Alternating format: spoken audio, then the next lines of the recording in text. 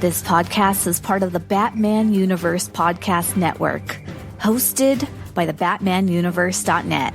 Check out everything related to Batman and the entire Bat family at the BatmanUniverse.net, including news and original content related to comics, movies, television, merchandise, video games, and more. Also, check out some of the other unique podcasts that TBU has to offer. Consider supporting this podcast by becoming a patron on Patreon. Even $1 can go a long way in supporting this content that you enjoy. Look for a link over at the BatmanUniverse.net to offer your support now. And now, on with the show. In 2008, a podcast was created with one goal: to bring Bat fans around the world news related to movies, comics, video games, television, merchandise, and so much more. And now, the Batman Universe Podcast has returned. Hello everyone and welcome to the latest episode of the TBU Podcast. I'm Dustin, and with me today is BJ, Adel, and Scott, and we are talking about what else, the big news of the week, which is the cancellation of the Batgirl film. Now, this comes as a surprise to a degree. We have talked about this film briefly on a variety of other episodes, and one of the things that constantly comes up is, why is this film happening in the first place? What's the purpose behind it? We're kind of confused as to what's happening with it, why it's happening, and things like that. Those are questions we've asked in the past. Now, it was announced just, so this is in some ways late-breaking news because we're recording this episode later than we were going to, and we originally were planning on discussing the Zack Snyder controversy that we have been saying we're going to talk about for a couple of weeks now, and now we're just going to push that a little bit further back because this is a little bit more pressing news that needs to be discussed. And I'm going to be on vacation next week, so we've got a special interview that I'll talk about later that'll be coming next week, and then we'll be back. And as long as nothing big comes up that could change everything yet again, but who knows what could happen. The Zack Snyder controversy is just going to get pushed back until whenever we don't have news and we have the time to do it. So that said, we were supposed to record yesterday, which behind the scenes was Tuesday. And before we record, which we typically record in the evenings here in the America time zones, or North America time zones, there was some news that came out that said that this was originally broke by the New York Post, and it was basically that the Batgirl film was so irredeemable that the movie is getting completely shelved, and they're eating the cost of a $70 million price tag. Now, what's interesting from the original post is that it specifically states it's because the film is horrible. However, that's not actually what's going on, and it seems to be very much farther from that than I think that the original writer of the article was trying to perceive. The film was screened earlier this year, and a lot of the special effects were placeholder special effects. The people who saw the film, I remember hearing things about the film, and it was getting, like good praise. Not like this is an amazing film, but it wasn't like it's a train wreck. It's a dumpster fire. Just let it burn. We don't want to ever see this. That wasn't the case at all.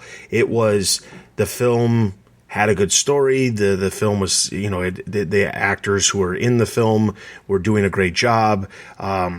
There really wasn't a whole lot of horrible situations related to the film that people were talking about based off of those screenings. So it's not that the film was irredeemable. However, it goes back to, like I said, the conversations we were having last year when we were talking about what is the reason for this movie existing. For the information that we know, they cast Batgirl, and this has nothing to do with anything, but it gets brought up in a bunch of these articles for some reason. The actress is a Latina who is playing Batgirl, Leslie Grace. Not that that has anything to do with it, but I know that some articles are focusing on that and saying, well, this was the possibility of a Hispanic actress playing a role, and that's one of the reasons this is getting canceled, or it's something against Hispanics in general because it's getting canceled, and I don't think it has anything to do with that. I personally don't think that has anything to do with it. The film had J.K. Simmons reprising his role of Commissioner Gordon or James Gordon. However, we're not sure what universe this was taking place in because J.K. Simmons was originally in the Zack Snyder Justice League Snyderverse, and we don't know how that carries over. The Batman that was supposed to appear in this film was played by Michael Keaton. There was no talk about Ben Affleck reprising his role as Batman in this, which obviously there's a disconnect there because if Michael Keaton's playing Batman and it's not going to be Ben Affleck, then how is an actor who was originally playing the same role in a different universe taking place? And the problem is that I think a lot of this would have been answered by the Flash film releasing prior to this, because Michael Keaton would have been reintroduced. The film would have had an explanation of the multiverse and different versions of characters and things like that. And that's how this film could have existed. The film was originally greenlit as an HBO Max original film that would release exclusively on HBO Max, not theatrical in any way, shape, or form. And it would have around a $70 million budget, which was pretty big for a lot of the films that were at the time coming out for HBO Max, because most of the films that have come out to this point have been very, very low budgets. We're talking like less than $20 million to make. So this is by far one of the biggest films that the service had on its slate. So it was originally supposed to be HBO Max. After the initial screenings, there was some rumors around Hollywood that the film was almost... There was a feeling amongst the studio that the film was too big to be just on the streaming service. However, due to its price tag of around $70 million, it really couldn't compete with like tentpole Marvel films that are releasing, on a regular basis over in theaters. So the issue was, what do you do with a film that is too big for a streaming service, whether it's too big just because of the scale or whether it's too big because of the price tag? What do you do with that when you can't actually release it in theaters and expect to have as big of a return? One of the big questions that the big question I think a lot of people ask when this happens is, if a film only costs $70 million to make, how in the world do you not release it in theaters if, a film could walk away with $300 million? Because the issue is that a lot of people don't account the marketing. When you put a film in theaters, you have to make roughly 2.5 times its budget to be profitable. And that's because the film has to spend a lot of money marketing. And also the other side of it is that when the film is in theaters, the theaters take a portion of the box office as well for themselves, and the studio only gets a portion of the box office as well. So if a film sells, is in the box office and makes $1 billion, the studio doesn't walk away with $1 billion. They just don't. So they have to make a significant amount of money to be able to do that. So that was the issue with the Batgirl film. So leading up to the news yesterday, that's where we were at. Now, we raised our concerns on what was going on with this movie, how this was going to happen.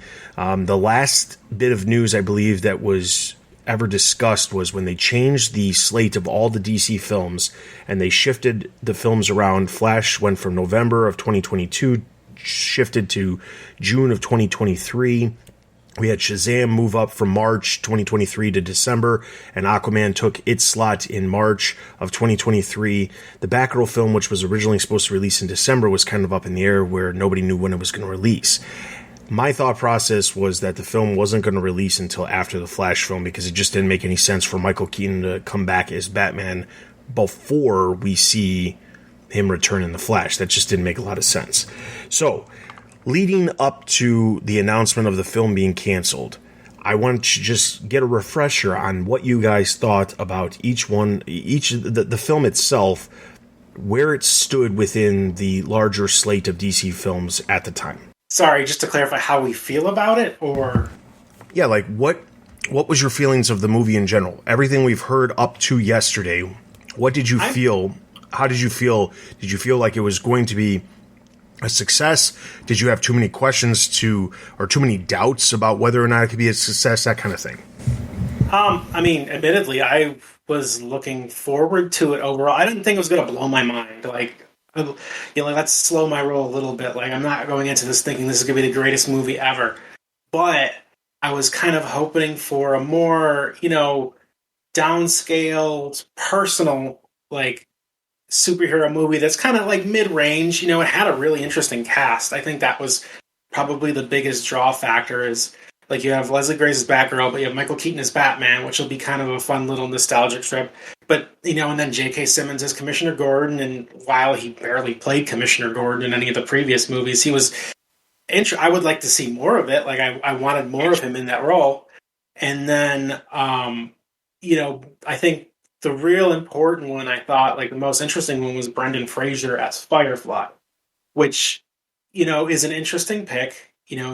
I would like to see him do this kind of a serious villain role. I think that would be really exciting and interesting.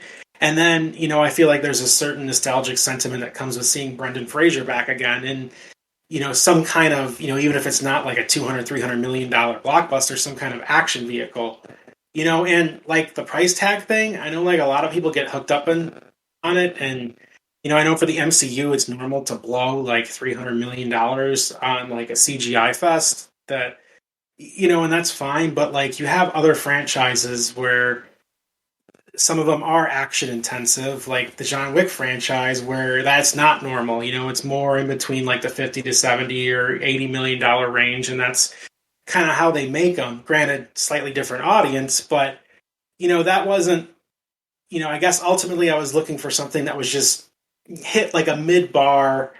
If there was more to it with the story, great, because DC also made Joker, which was a much cheaper movie, and it was kind of its own thing, and it turned out to make over $1 billion, surprisingly. So, yeah, for me, I think I wasn't super excited about it, but neither was I also like down about it.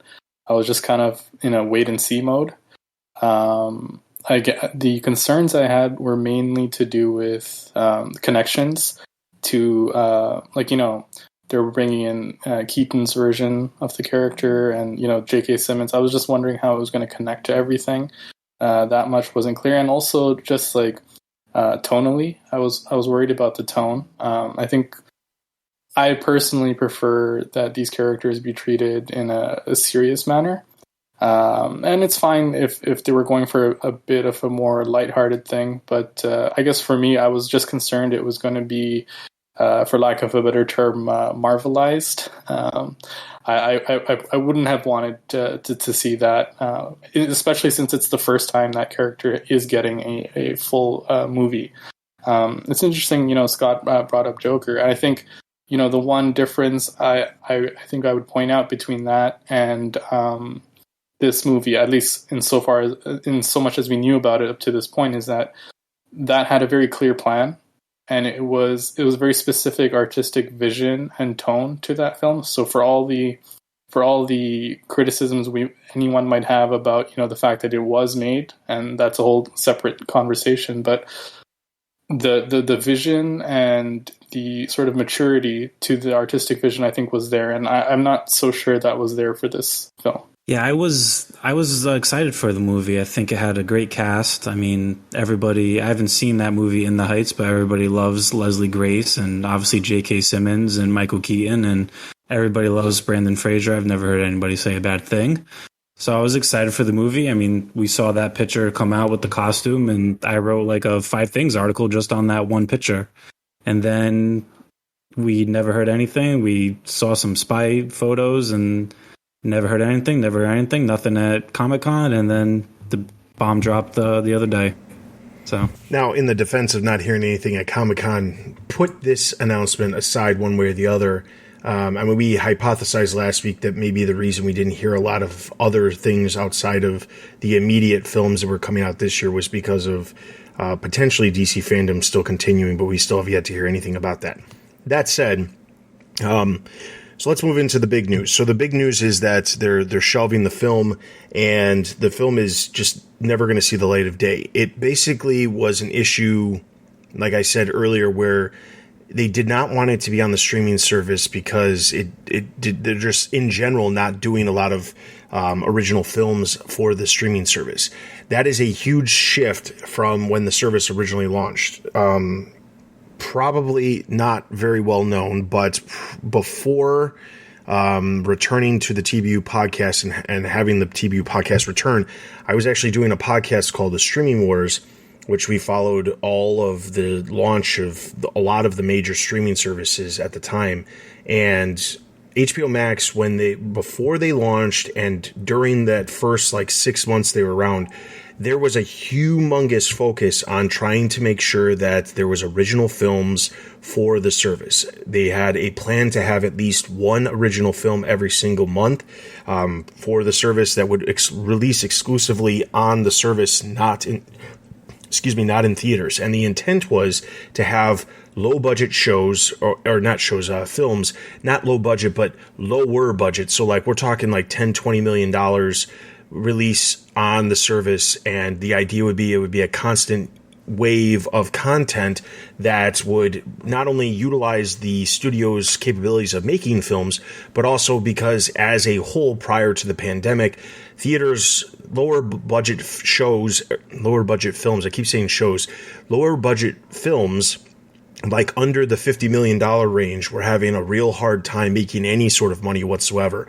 And it was mostly because they just couldn't market the films enough, knowing that they weren't going to potentially make a lot of money. So then they just weren't making it. And if you look at Disney, the top studio right now, if you look at what they're releasing in theaters, they release Marvel films, which make a boatload of money. They release animated films through Pixar and Disney Animation, which normally they make a boatload of money. They have Star Wars films that make a boatload of money. And then right now they have 20th Century Studios, which is producing a lot of their other content that they were already producing prior to being taken over by Disney. But that's the only place that's really making any content that is not blockbuster films in that sense. That's not to say that they're not having blockbuster films. They do, but the majority of the content that they're releasing through that studio is not humongous budget films like Marvel or Star Wars or Pixar or Disney Animation. So you can tell there's a problem. Universal has had success with a lot of Blumhouse productions where they're lower budgeted horror films and things like that, where they can make them very on a smaller budget, but still provide, still do a good job of making a film and then still be able to get a good return on their money. So the idea was Warner Brothers has a lot of studios, including New Line, and New Line was basically going to become the studio that was going to be producing a lot of the films for HBO Max. And it worked for a little bit of time. There was a bunch of films that not only were original from the studio, but they actually purchased films from other studios, including Sony Pictures Classics, for the service to make sure that they did have a film every single month for that first time. Then, of course, 2021 was about to happen, and they moved their entire theatrical slate to HBO Max to be exclusive there, as well as theaters eventually. But the idea was that all of their theatrical films would be releasing on HBO Max to basically bolster the slate of content that they had for HBO Max. Now, skip forward to 2022, Warner Brothers, which was previously owned by AT&T, is sold essentially to Discovery. Discovery and Warner Brothers merge into a new company, and now it's called Warner Brothers Discovery. And we've talked about this before, but there's a lot of changes that always goes with new owners or new people in charge. The old regime of people who were working within Warner Brothers are mostly gone. I mean, there's not very many of them left. And the people who are in charge are the people who were in charge over at Discovery. So the CEO of Warner Brothers Discovery is the same CEO who was in charge of Discovery prior, David Zaslav. And one of his big things that he had a problem with was the redundancies of HBO Max and Discovery Plus existing under the same company. And why not try to combine them? So one of the first things that happened was unscripted content at HBO Max that was original to HBO Max was basically cut and said, we're not going to do any of this. And that's because Discovery Plus already has a ton of content that they create that is unscripted, and they're very successful at doing it, and they do it very well, and there's a lot of profit when they do it. So that was cut. They also talked about cutting live action family and children content because they just haven't had a lot of success. Most studios are not having a lot of success with that stuff like they used to. So that stuff was cut as well. But then the next thing on the chopping block was HBO Max Films. The idea of HBO Max Films was kind of cut a lot before the 2021 slate came up. And when that came up, they kind of said, all right, we had this studio that was going to make films originals for HBO Max. We're not going to do that as much. Instead, what we're going to do is we're just going to brand them all the same. And that way, if we can, we will still release them in theaters, but we'll still have content for HBO Max. Well, that hasn't really happened. There's been some films this year that have released on HBO Max, but not anywhere near the same that it was last year with the theatrical films, and I don't really think it was the same in 2020 either. So that happened. But one of the big things is when you immediately eliminate the idea of original films on a service, and then you have this film that is not big enough to compete against some of the big tentpole superhero films, what do you do with it? I mean, there's not a whole lot of great solutions. I mean, most people would just say, let's get it out there some way or another and just figure out how to finish it off as cheaply as, not cheaply, but as under the strictest, we don't want to go over any more money than what we already were doing. Let's just stay within that range of what we were trying to do and get it released. That's what most places would do. However, there's a situation that's occurring, which is that in mid-August, there is a tax credit or tax break rule that will expire for Warner Brothers Discovery. And if they take projects and shelve them, they can write it off as a tax write-off before the middle of August. So this film happens to be one of the films that's going to fall into that. And it gives them the ability to kind of not get back, because they're not getting back, but they're able to write off the production if they don't release the film. Same thing with, there was an animated Scoob movie that it was a sequel to the film that released back in 2020. That film also has the ability to be written off, and when they're written off, it helps the debt that the company has overall start to try to even out. It's not a huge portion of it. It's not even a big chunk of it, but they can start to like maneuver things to chip away at the debt that the company has, which overall as a huge thing for the company, they need to be profitable. And the way to be profitable is to get rid of their debt. So knowing that, what do you think about the film just being outright shelved for tax purposes? I mean, I guess I could just fall back on Bialystock and Bloom from the producers and just say you can make more money with the flop than with the hit. I don't know. It's sad. I mean, I kind of wish they would just dump it in some form, or, when I read that, I kept thinking about in the 90s how I can't remember what studio it was, but to keep the rights to Fantastic Four, they enlisted Roger Corman and a team to make Fantastic Four, like the movie, super low budget, and it was never intended to be released. And this just seems like, granted, it seems like they had an intention to release at some point. This is just, that all over again. So I hope maybe some obstinate and brave employee just like dumps what's there on the internet and it just goes wild, and all the bored fans can go ahead and re-edit it to their heart's content like they do with everything else. To me, it kind of reeked like a new GM gets hired by a football team and immediately wants to change the coach, cleans total house. That's what this kind of was so much similar to me. It reeked like that to me. I think I was reading that they cannot release this ever, like in any sort of monetized form. So this is just done, unless they literally give it away for free to people. no one will ever see this film. But before I had actually read that, I was thinking about like this kind of like a crazy theory that if they were concerned that it wasn't good, what if they put this out to cancel it and we're counting on people sort of doing a release the whatever cut for this, and then, you know, releasing it that way, and then they can say, well, we didn't actually put out a bad film, we, you know, gave the fans what they want, kind of. I thought that was maybe something, but I guess that's giving them too much credit for thinking up there. I don't think the executives are thinking that deeply about it. I mean, at the end of the day, I think what it comes down to is this is just a purely financial decision. I think there's a lot of people, unfortunately, out there right now on social media who are trying to make it about a lot of other things, and you know, specifically tied to, you know, whatever culture wars are happening on the internet. But I think, you know, there's a lot of shows and films that were canceled because of this tax write-down thing. So I think it's just what it comes down to is, you know, these companies want to make money, and this is the best way that they think they can do that.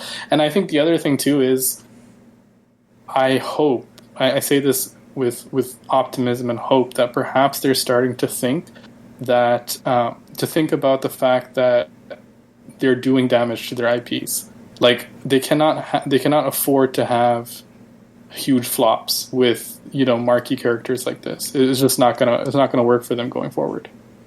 Yeah, that's my biggest concern with this, is that in some ways I want to sit there and believe not so much about the cut thing. I mean, that is a interesting theory there, but I was explaining this entire situation to my wife earlier, and I was telling her, I was like, you know, in some ways, I almost wish that they're about to announce that there's going to be the head of DC Films or something, like a Kevin Feige person who's about to come in, and they literally looked at their existing slate and they're trying to figure out how to make everything work.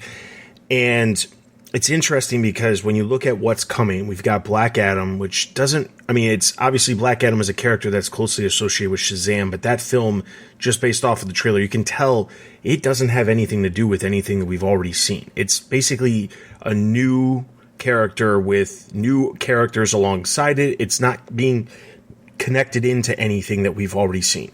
You've got Shazam 2 coming out in December, which, interestingly, in the trailer, they make a comment about Batman, and they show Ben Affleck's Batman. And I immediately thought to myself, okay, I mean, obviously it still takes place in that same universe that the first film took place, which had Batman as Ben Affleck. Okay, fine. But then it was either last week or the week before. My last couple of weeks have been kind of a blur because of work, but within the last 2 weeks, there was a post by Jason Momoa showing that he was in studios he was at WB Studios with Ben Affleck, and Ben Affleck is reprising his role as Bruce Wayne for the Aquaman film. And I immediately thought, that's odd.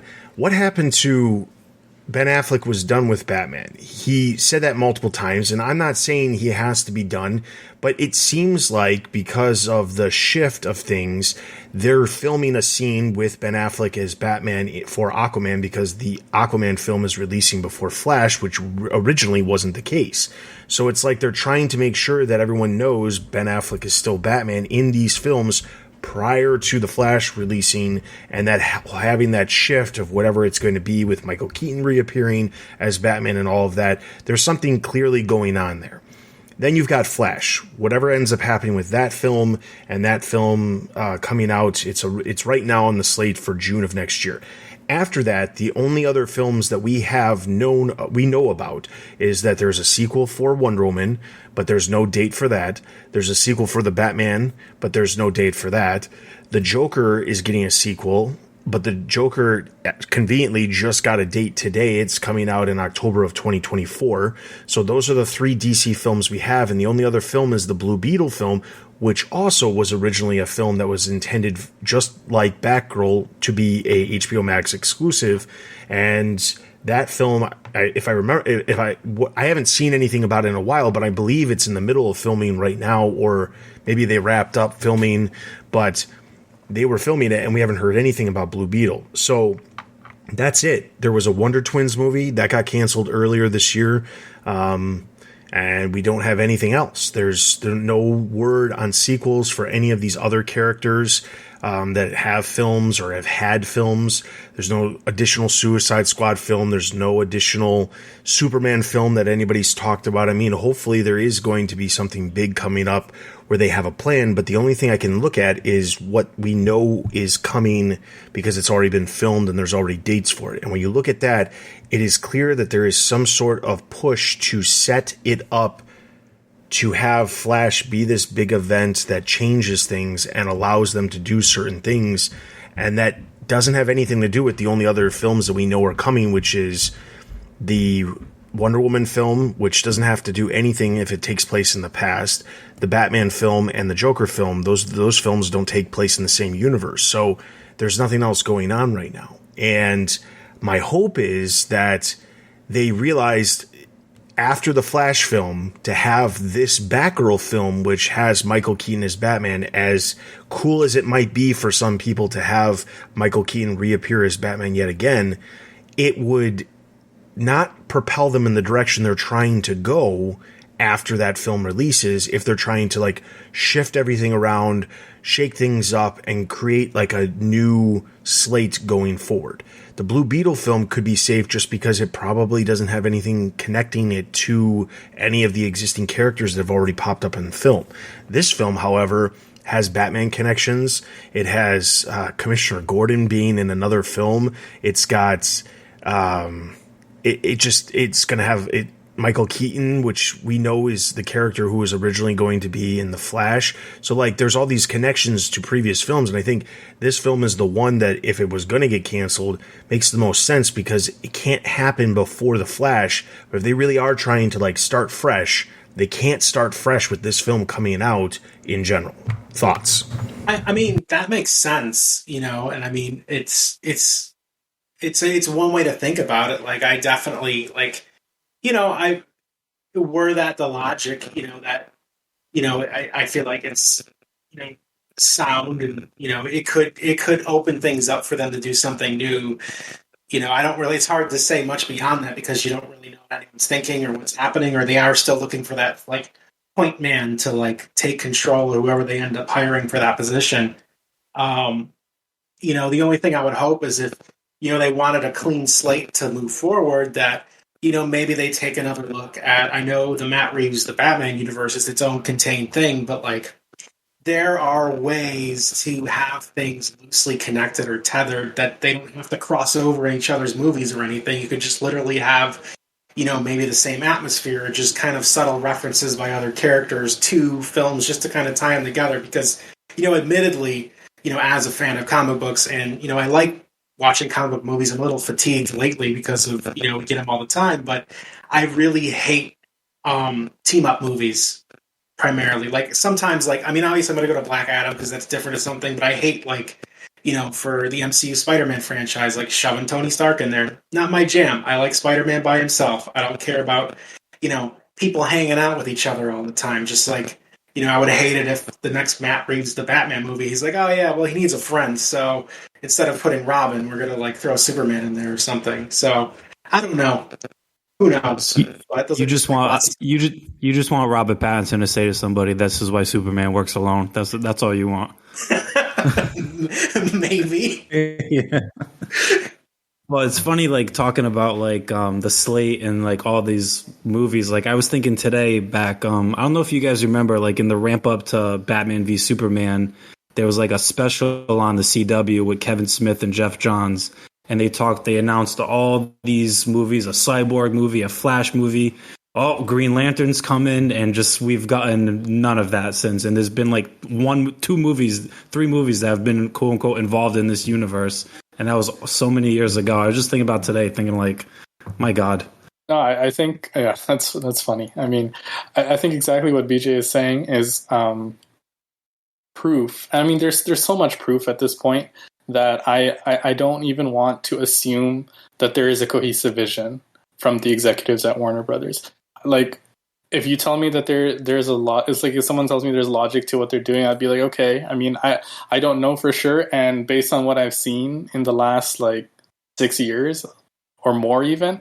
I don't know that there is. I mean, I honestly don't know what they're doing. They do need that position filled as like someone to sort of like run the universe, like a Kevin Feige, as you said. And they did give that position initially to Zack Snyder, and even though he failed, but their conclusion that they seem to draw from that is that we don't need someone. But no, you do need someone. It just has to be the right person. And I think the idea that Scott brought up about having stuff that doesn't necessarily have to cross over but has like a similar tone, that's ideally what I would have wanted to see with like a Batgirl movie, is like similar in tone to the Batman film. Doesn't necessarily have to like cross over. They don't have to appear in the same films. And this is something that I have been like, when I do review comics for the site, one of the things, like when I was reviewing Scott Snyder's stuff specifically, especially towards the end of his run at DC Comics, I was critical of the fact that a lot of his stories, the main point of them seems to be just the connections to like what's coming next or connections to other stuff, rather than the actual story itself. And I feel right now the Warner Brothers DC films are kind of in that same. They're committing that same mistake where it's like all these films are about, oh, it connects to Michael Keaton Batman, oh, it's like multiverse, it's this and that. I mean, you're not at that point yet. You have to really build up these individual franchises one at a time, and then you can bring that up later. And when you do bring it up later, it has to be as something extra. It has to be icing on the cake. It can't be like the whole cake itself. Like your films still have to be good and stand on their own. And then you have those connections on top of it. And right now, it just doesn't seem like that's what they're doing. It feels like they just keep pushing off whatever they're trying to do to the future. Like, instead of saying this is what the plan is, it's just, hey, we just released this film. There's still more to come, but we're not actually going to tell you the plan. We're just going to tell you there's still more to come. And I don't know, like, another thing that I mentioned earlier when I was telling my wife, I was like, you know what I would love? I would love if there was already somebody who had taken over the position of the person who's in charge of the DC films. And they literally sat there and said, okay, so we kind of have an idea of what Matt Reeves is going to go with. His plan is that he's going to introduce Robin, because it hasn't been done well. It separates himself from the stuff that Chris Nolan did. We're gonna create the actual Bat family, and that's what we're gonna do. And then they're like, but that doesn't work with the idea of this Batgirl film, because this Batgirl film is not in the same universe, and it's going to distract away from what we're trying to do with Matt Reeves stuff, which we're putting a lot of faith into because it's had success and it's gotten a lot of really critical praise. And then I'm thinking, like, yeah, but the problem is that I'm giving them too much credit where there is no credit in any way, shape, or form deserved. I mean, they really don't. Zack Snyder had a vision, and Warner Brothers was very much in on it because he had a vision of what he wanted to do. After the events of what happened with Justice League and the fact that either he was asked or whether or not he was propositioned to leave because of the family situation that he had, and he left, nothing was going to turn out well after that point. But that was all the way back in 2017 that happened. And we're still sitting here 5 years later, almost 5 years later or actually it's been more than 5 years from when he originally left. And it'll be 5 years this November since Justice League came out, and there still is no plan. Other than for years we had to listen to there was a Snyder cut and that there was a better version of the film that didn't come out. Not about what the future is, but that's literally the narrative when it came to DC films for the longest time was this is what it was. Now, given, yes, we got an amazing Batman film in the last 5 years as well, but outside of the Batman film, there hasn't been a lot of like great DC films. There has been some stuff that has come out that has worked and worked well, and then some that it just feels like they're just trying to like figure out what they're doing and spending a boatload of money in the process of trying to do that. I mean, honestly, Wonder Woman 2 was not great. It really wasn't. And I enjoyed the Suicide Squad, but it was what it was. It was never intended to be like this massive blockbuster. I think Joker, to a degree, was probably the biggest surprise because of such a small budget that it had, and then it ended up making over $1 billion. And I don't think anybody saw that happening, given the type of film that it was. Because films that are drama like that and not an action piece like most superhero films don't ever make that much money. So you have like these fleeting moments of success with the Joker or with the Batman now this year. And then in between, you're just kind of like waiting to see what happens, because it feels like they're just waiting to see whether or not something's going to work. Is Black Adam going to work and it's going to be successful enough for them to do a follow-up or to do more films, or is there already a plan? Marvel has the opportunity to sit there and release a film. They don't have to worry about a sequel for like 5 years because they have so many other characters that they're also doing films for. So they don't have to worry about waiting to see whether or not, Shang-Chi is going to make a boatload of money and be very successful or be very well received, and then decide what to do with the character down the line, because they can just say at the end of the film, Shang-Chi will return, just like they've always done with James Bond, and eventually the character will return. It doesn't matter if it's in his solo film. It doesn't matter if it's in a group setting in, a future Avengers movie. It doesn't matter, because they can gauge that, because they have like 6 other movies that are coming out in the next 18 months that to take its place if the film isn't successful. I mean, there's very few films in the early days of Marvel films. You had Iron Man, you had Captain America, you had Thor, who were releasing like regularly within a couple years of each other sequels. Now you have a film release, and if it has a sequel, it's not for like 5 years out. I mean, look at Black Panther. It's got a sequel coming out this year. The first one, I believe, came out in like January of 2018 or somewhere around there, if I remember correctly. So, I mean, it's been like 4 solid years. Put aside, the situations that happen with the main actor behind the film. That happens with other films as well. It's not just exclusive to that. There's other ones. Captain Marvel was the same thing. There's not a sequel coming until next year for a film that came out, I think, in that same year, 2018. So, I mean, it's very interesting to see what's going on, and you can't. And the problem is, it's constantly DC feels like they're being very reactionary to whatever's happening, but they don't have a plan in the meantime to fill the gap of what's happening to be able to be reactionary. It's just, how is this film going to do? We're not planning anything until we see how this does. And you could chalk it up to, the corporate structure of the company changing from Warner Brothers to AT&T to now Warner Brothers Discovery, but I don't think that's really the explanation. I mean, throughout the 3 companies' changes, there has been some solid people who have been in the midst of the studio to like propel things in a direction that would be successful one way or the other, and it just hasn't happened. And now it feels like the only real solution is to get somebody to really like be the head of the DC Films franchise and guide them to where they need to go.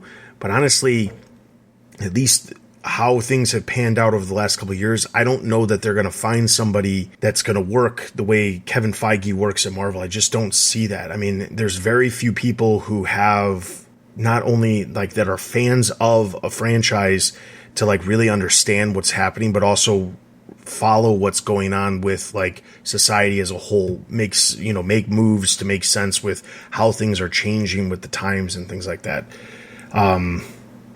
If you guys could think of a situation where things could get better, what would the situation be? I don't know, because like first I was going to jump back and respond. I do think, the changing of the hands a lot really does have an impact, because you have all these executives who are in charge of those decisions, who are more focused on hitting their metrics or right-siding the company to what, they want before they change hands. We've had like Jeff Johns as like a creative director or whatever he was, but I don't know, like, I like him as a writer. I think he's a wonderful creator, but I don't see him as like an executive that could really,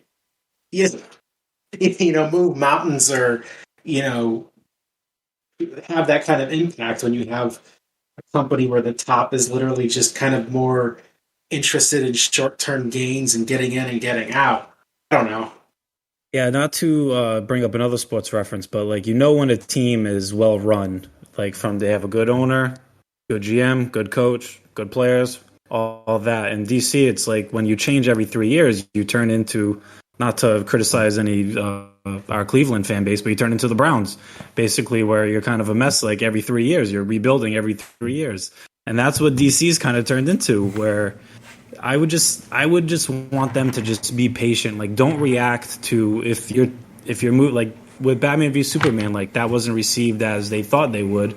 So then they kind of panicked and kind of chopped up the first Suicide Squad movie, and then Justice League was a totally different tone than Batman v Superman. So I would just want them to just put out a good movie, put out another good movie, and just keep stacking good movies, and we'll get to a teen movie at some point.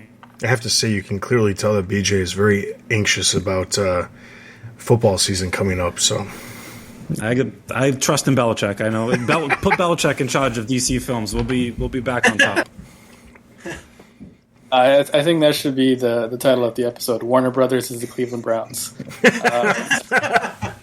Sorry, Cleveland, but no, I mean, I think it is true that transition and all these, mergers and stuff has an impact on, perhaps the delay in addressing some of these issues. But I also think it's true that these issues have been going on, like, even before this was happening. And this is one of the reasons why I said this is kind of connected to that Snyder article that we're going to discuss at some point. Because as I was reading that, and I'm not going to get too far into that right now, but as I was reading that, I was thinking, these problems have been going on forever, and they run very deep. As BJ was saying, it's different levels of the company, and it just goes right down, from the top all the way right down. And I don't know, until they bring someone in who can, really change the culture first, and then actually make decisive, well thought out decisions, it's not going to change. I mean, what I would do personally is I would stick with what works. I would go all in on Matt Reeves, and I'm probably biased in saying this because I enjoyed the film, but I'd go all in on Matt Reeves, the Batman universe. I would stick with the individual franchises that have worked. So, even though Wonder Woman 2 was terrible, the first one was decent. So I think it probably deserves a chance at a sequel. Aquaman 1 was a decent film, commercially successful. So I think, they should continue to make movies with Aquaman in that franchise. But then, I was just reading today that Michael Keaton's Batman was appearing in Aquaman 2. I have no idea why they would want to do that. It just doesn't make sense to me. I just think they should continue to stick with what works, focus on individual franchises, and then later on, once you've built up some success and some goodwill, and that goodwill is very important, because right now the DC brand, and it's really Warner Brothers, but the way people think about it is the DC brand is garbage. And it hurts to say it because, we're all a fan. I'm a huge fan. You guys are all huge fans of this. But it is garbage with the general audience right now. That's just that there's no way around that. And they really need to hit on their next movies to change that, to turn that around. Otherwise, I don't see how they're going to do it. I agree. And I think the big problem is that it seems like there has always been... there was the comment made about how, well, Scott, you said it after I made the comment about how, there has to be some sort of vision between the companies, but there should have been somebody to sit there and say, hey, this is our plan for whatever we're trying to do from the very beginning between all of these company transitions. And the one thing that I always find interesting is whenever I'm reading articles, mostly it's business articles, but it's entertainment business articles about what's going on when companies merge with other companies or companies buy out other companies. There's always that idea that there's going to be a bunch of layoffs. And it's true, that's going to happen, especially if there's redundancies within the companies that merge. However, the one thing that's always really strange is that everyone always complains about whoever's in charge at the time. I remember reporting stuff for that other podcast that I was doing at the time when AT&T took over Warner Brothers, and everybody was like, oh, it's so much worse because there's these people who they just run a phone company. They don't have any idea how media works. They don't have any idea how any of this stuff works. This is so horrible because they don't have any idea. They're just getting rid of things that have been important to us for a very long period of time. And then you fast forward to now, and I was reading an article earlier talking about the earnings call for Warner Brothers Discovery's tomorrow, and there's potentially some big news related to the future of HBO Max and Discovery Plus and that. But one of the things that a lot of people are assuming is going to happen is a huge round of layoffs between the two companies to, again, reduce that debt. And one of the things that I keep reading is sources within the company say that it was so much easier working for AT&T because AT&T kind of stayed out of everything because they didn't have any idea how a media company worked. And I'm like, it doesn't matter who's in charge. There's always going to be changes, but it matters with the changes are for the better, for the longevity of the company as a whole. I understand that it's not a great situation for people to get laid off from their jobs and people to not have a job or, have a job one day and the next day they don't because somebody decided it was a good idea to merge two companies together. I can understand that people losing jobs is not a good thing. However, for the longevity of the company, if it matters to make sure that the company has a good future, then unfortunately that's just what has to happen. And I know that sounds very callous when I say that, but that's just what happens. I mean, that's the nature of business. There's new entertainment companies that have sprouted up in the last 20 years that didn't exist 100 years ago, like Disney or Warner Brothers or Universal. And, there's places where people could potentially get other jobs. That aside, I think my problem is I just hope that whatever ends up happening with. And of course, the thing that's super annoying is one of the articles I read was like, well, maybe the idea is that Discovery, they play favorites with their own streaming service. They use the HBO content to bolster their own service so that eventually down the line they could always sell Warner Brothers off to somebody. And I'm like, really? We're not even like 6 months out from Discovery having Warner Brothers in their same company. And there's already people talking about, well, they could sell them yet again. And I'm just like, I understand that could happen, but that is annoying to constantly have, like the idea of someone trying to create great content for a company and then to be under that idea that, hey, well, we're only here for a short amount of time. We might not be here in 3 more years because that keeps happening. That's just ridiculous. And then fortunately, I thought that this merger could be good because it was a media company and a media company, and we'll see what ends up, how everything pans out. But I really hope that they get their ducks in a row and figure out what to do to make the franchise successful. Because when you look across the aisle and you see Marvel and you see how well Marvel is doing, you can see that it's entirely possible. It might take a while to get there. It might take some time for them to figure out how to do it, but it's possible.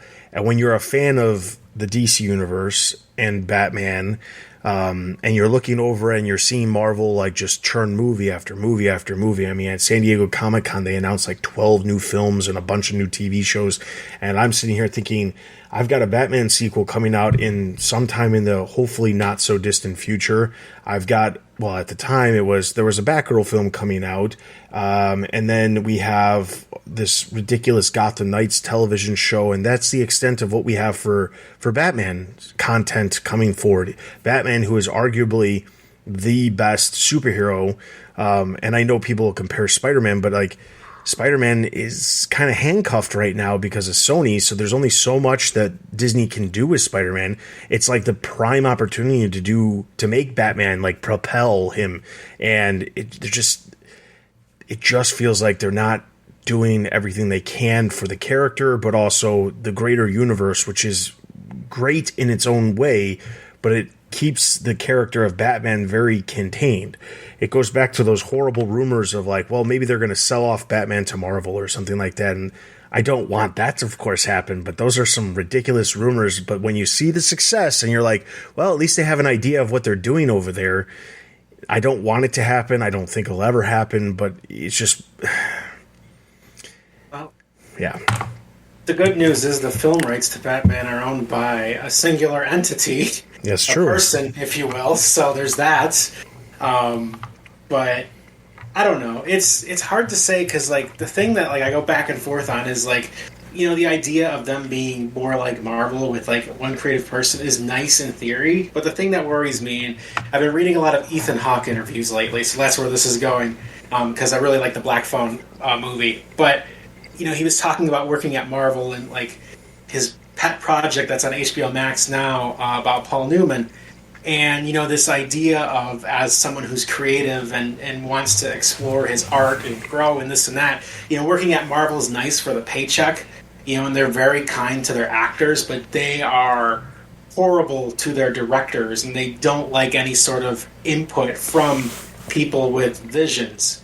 And it's just interesting because, we just had the Batman, and Matt Reeves, tells the exact opposite tale in the interviews, we've talked about in the past. And that worries me because, Warner Brothers, like, the one thing I actually like about HBO Max over any other streaming platform is it is a place for movie lovers. It is a place with people with visions and ideas, and there's all sorts of different creative outputs and thoughts and things to really chew on, and there's really not that, on Netflix or Disney Plus necessarily. So it's just, I don't know.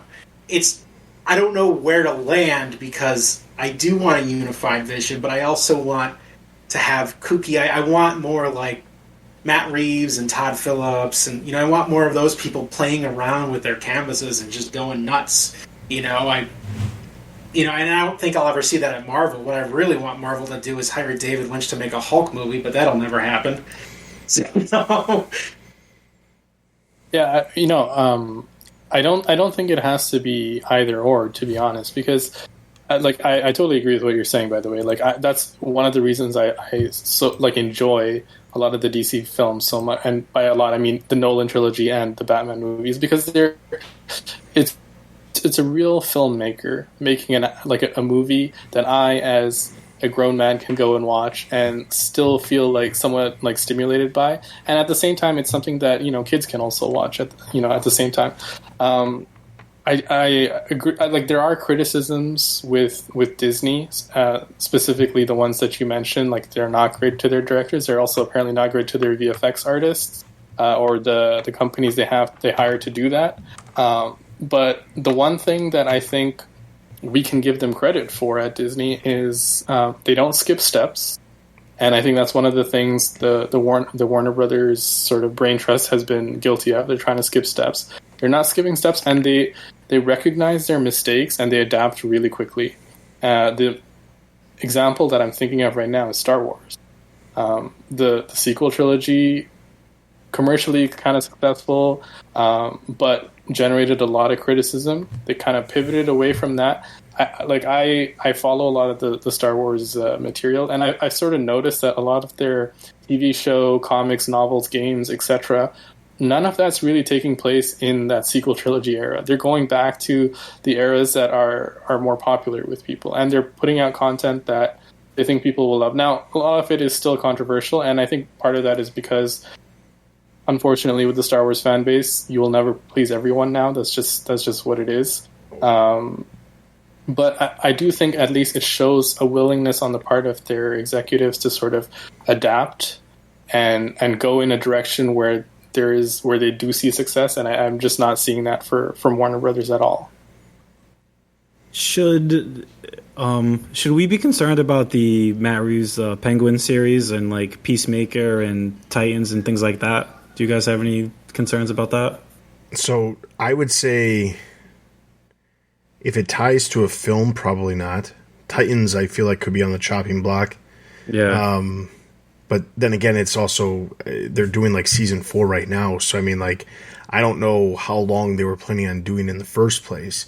But I think when it's tied to Peacemaker, I think that's a hard one because I enjoyed the series, and I know that they did not spend an insane amount of money making the series either. It was done very reasonably. So it's not like it cost a bunch of money. It was successful enough where they announced it was getting a sequel immediately as the first season wrapped. So it wasn't it was, a hit after the fact. It was a hit during it because they were able to announce it was getting a second season right away. The Matt Reeves thing, I think, is completely safe. When it sees the light of day is the thing that concerns me, because I feel like there's a lot of stuff that we know could be, is in the works, but there's such a delay on everything, and there's nothing to really fill in the gap. So, as a DC fan, you really have to just kind of bide your time and you kind of always have to just wait for the content that you enjoy. You know, with Marvel, you know, there's no lack of content when it comes to it. If you don't like a show, you don't have to watch a show. You know, I typically see most Marvel films, maybe not in theaters, but at least when they come out on Disney Plus, I watch a lot of the shows. But if a certain show comes out and I watch the trailer and I'm like, that show's not for me. I don't feel bad not watching it. But I can't say the same thing about DC. If I choose not to watch something, if I choose not to watch the CW shows, and I know there's like hardly any left, but if I choose to not watch the CW shows, there's not a whole lot of other content to like fill that desire for the characters that you're looking for. I mean, put aside the fact that some of these films have been delayed because of the pandemic, it's not like there's a plethora of stuff that we know about. I mean, there's a plethora of movies that have been kind of clumped together that weren't previously clumped together, but I don't know. I feel like as a whole, the HBO Max shows that are tied to an existing property are probably fine. Titans is probably gone. Harley Quinn, as long as it actually is getting significant views, it's probably fine too. I know animation... That can't be expensive, can it? That can't be like animation. That's not animation can be sometimes as expensive as like a live action. Like honestly, I would guess that Peacemaker is probably just as expensive as making the Harley Quinn animated series. And it's not because, I mean, they have a plethora of big, you know, comedian actors that are attached to that series that, you know, like outside of a couple of characters in Peacemaker, everybody's, you know, like relatively fresh when it comes to being in the industry. So it's not like they've got to pay hefty paychecks to a lot of people. I mean, John Cena is big, but he's not big enough where he's, you know, making like $20 million to do that show or something like that. So, you know, I would say those shows are probably on the same budget wise as whatever they are. But I would say that like anything else, I mean, I was reading an article earlier about some of the other shows that have recently been canceled or shelved. Not shelved, but just like they're not doing a second season or a third season or whatever. And it's interesting because some of those shows, I could see why they would cancel them. Like some of them, I remember watching a trailer and thinking, yeah, I would watch that. But I never actually did. And I just don't have the time. And there's certain shows like House of Dragons, the Game of Thrones prequel that's coming out later this month. You know, that show, people are going to watch that show because it is part of the Game of Thrones. Like, you know, am I going to watch... there was a show called Made for Love. It had a season 1. It got a season 2 pickup, but the season 2 has now been canceled. It was one of the shows. The premise of the show was this guy has a robot who is his wife, and he controls it. She figures it out, or maybe it's not a robot. Maybe it's like he has some ability.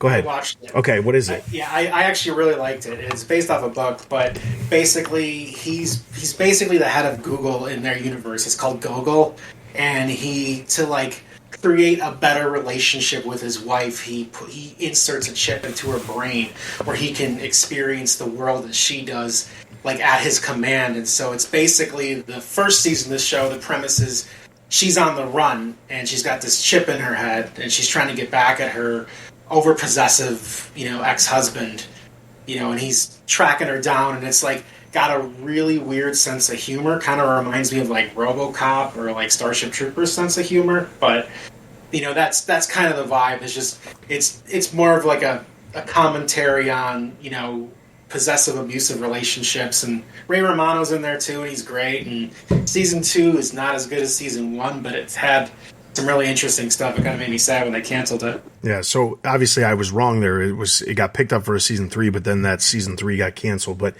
the idea is, like, I saw the trailer and I was like, that actually looks kind of cool, but I just don't have time to do it. But are you going to say the same thing about when the Penguin series comes out with Colin Farrell? No, I'm obviously going to, you know, check that out immediately as it's releasing. Am I going to say the same thing about House of Dragons? No, I'm going to watch that immediately. And it proves the point of what's happening over at Disney. When Disney releases something and it's part of one of the big franchises, a new Star Wars show, it's a new Marvel show, those are going to get watched. People make time to watch that content. The other content, especially the stuff that like Netflix churns out on a regular basis. I mean, they've got a new series or a new film releasing every single week. and obviously they have more than that, but they have stuff, and it's just like you can tell they're just throwing content out there to get it out there, but it's not necessarily something that people are making time to go see. And that, I think, is the problem when it comes to the difference between what's going on right here is, you know, if the quality of the show and the writing of the show is something where it's going to get a lot of people talking, a lot of people are going to check it out. If it's not, and honestly is probably on the the chopping block. So, all right. So with that, we're going to wrap up this episode. We've gone much longer than some of our previous episodes, but obviously that's because this topic is very in depth. Now, I will say, I am going to be out of town next week, so we won't have a full-on episode with all of us on the show. But next week, actually, Scott has an interview with Michael Usling. You want to give them a preview of what they can expect? Sure. So we're going to talk about, first we're going to talk about Comic-Con, and then we talk about The Boy Who Loved Batman, his memoir. We talk a little bit about his history, buying the Batman franchise at a really young age. I do ask him what's on his pull list. And just, kind of comics and Batman in general. We go from, like a little, I try not to retread on a lot of things he said a lot or done interviews on him before, with his memoir, but, a little bit about his history and also just, his feelings on, kind of the greater Batman universe, Batman as a character, comic books, and, comic book films as a medium and how that's kind of evolved, from the early days. All right, so that is what you can expect next week. If, like I said, we don't have any other important news pop up between now and the next, essentially, 2 weeks, then we will get back to that Snyder controversy, and we will be talking about that.